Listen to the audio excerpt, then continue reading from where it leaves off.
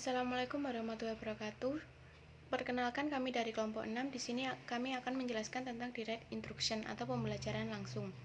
Perkenalkan, nama saya Lordiana dan rekan saya Jamilatun Nadiroh, Muhammad Ghafar Asidiki, dan Fikri Afrianto. Yang pertama yaitu pengertian dari direct instruction. Secara bahasa, direct instruction berasal dari dua suku kata bahasa Inggris, yaitu direct dan instruction. Direct dalam bahasa Indonesia yaitu langsung, dan instruction yaitu instruksi pelajaran atau pengajaran. Sehingga secara bahasa direct, instruction dapat diartikan sebagai instruksi langsung atau juga disebut dengan pengajaran langsung. Pengajaran langsung merupakan salah satu model pembelajaran yang dirancang untuk mengajarkan pengetahuan skill-skill dasar yang dibutuhkan seorang siswa untuk pembelajaran. Strategi seperti ini sangat penting dalam proses pembelajaran di kelas.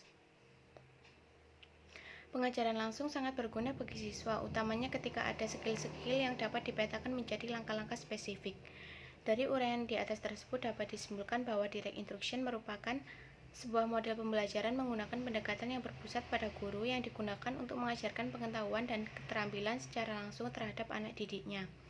Dan model pembelajaran seperti ini bertujuan untuk penguasaan pengetahuan dan keterampilan. Selanjutnya akan dijelaskan oleh teman saya, Mila. Baik, terima kasih Mbak Elo.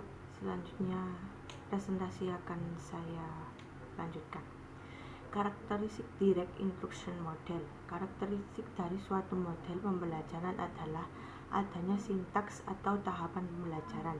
Selain harus memperhatikan sintaks, guru yang akan menggunakan pengajaran langsung juga harus memperhatikan variabel-variabel lingkungan lain, yaitu fokus akademik, arahan dan kontrol guru, harapan yang tinggi untuk kemajuan siswa, waktu dan dampak dari pembelajaran. Joyce and Weil berpendapat beberapa keunggulan terpenting dari pembelajaran langsung adalah adanya fokus akademik, merupakan prioritas pemilihan tugas-tugas yang harus dilakukan siswa selama pembelajaran. Aktivitas akademik harus ditekankan.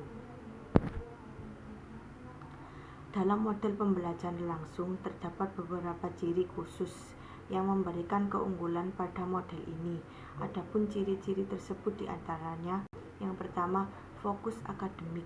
Fokus akademik berarti prioritas tertinggi yang diletakkan dalam penugasan dan penyelesaian tugas akademik.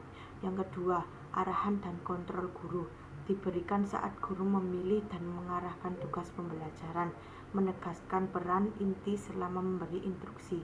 Yang ketiga, sistem manajemen waktu, memaksimalkan waktu belajar siswa. Dalam hal ini, perilaku-perilaku guru yang tampak terhubung langsung dengan waktu yang dimiliki siswa dan rating kesuksesan dalam mengajarkan tugas, yang pada akhirnya juga berhubungan dengan tingkat kemajuan prestasi siswa. Selanjutnya akan dilanjutkan oleh Mas Ghafar. Dipersilakan. Baik, terima kasih Mbak Mila. Di sini saya akan menjelaskan tentang kelebihan dan kelemahan direct instruction atau mengajar secara langsung. Yang pertama, kelebihannya. 1. Guru menjadi pengendali isi materi dan urutan informasi yang diterima oleh siswa, sehingga kefokusan mengenai apa yang harus dicapai siswa dapat dipertahankan. Yang kedua, dapat digunakan pada kelas yang besar maupun kecil secara efektif. Yang ketiga, informasi yang didapat siswa lebih banyak dalam waktu yang relatif singkat. Yang kelima, siswa yang tidak suka membaca atau tidak mampu menafsirkan informasi dapat terbantu dengan metode ceramah yang dilakukan oleh seorang guru. Yang terakhir, siswa dapat menerima pengetahuan yang tidak tersedia secara langsung, termasuk contoh-contoh yang relevan. Berikutnya, kelemahan-kelemahan direct instruction atau belajar secara langsung. Yang pertama, sulit dalam mengatasi perbedaan dalam hal kemampuan, pengetahuan awal, singkat pembelajaran, dan pemahaman gaya belajar atau ketertarikan siswa. Yang kedua, siswa akan sukar dalam mengembangkan keterampilan sosial dan interpersonal mereka.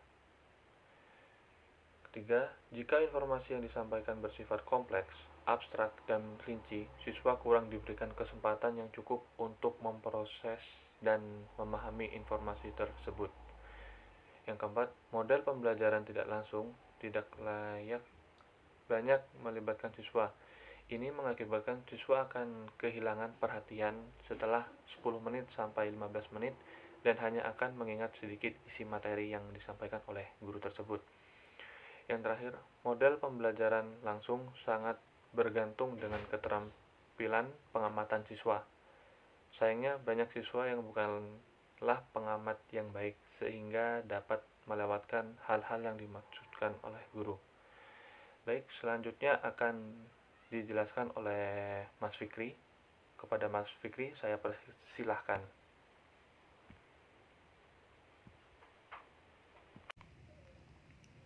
Terima kasih untuk Mas Gafar. Selanjutnya presentasi akan saya lanjutkan tentang langkah-langkah direct instruction. 1. Fase 1. Fase orientasi. Pada fase ini, guru memberikan kerangka pelajaran dan orientasi terhadap materi pelajaran. Fase 2. Fase presentasi atau demonstrasi. Pada fase ini, guru dapat menyajikan materi pelajaran berupa konsep atau keterampilan dalam kegiatan. 3. Fase 3. Fase latihan terstruktur. Dalam fase ini, guru merencanakan dan memberikan bimbingan kepada siswa untuk melakukan latihan-latihan awal. Fase 4. Fase latihan terbimbing.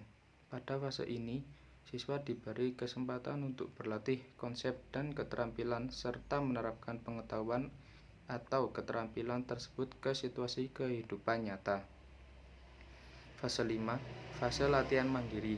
Pada fase ini, siswa melakukan latihan secara mandiri.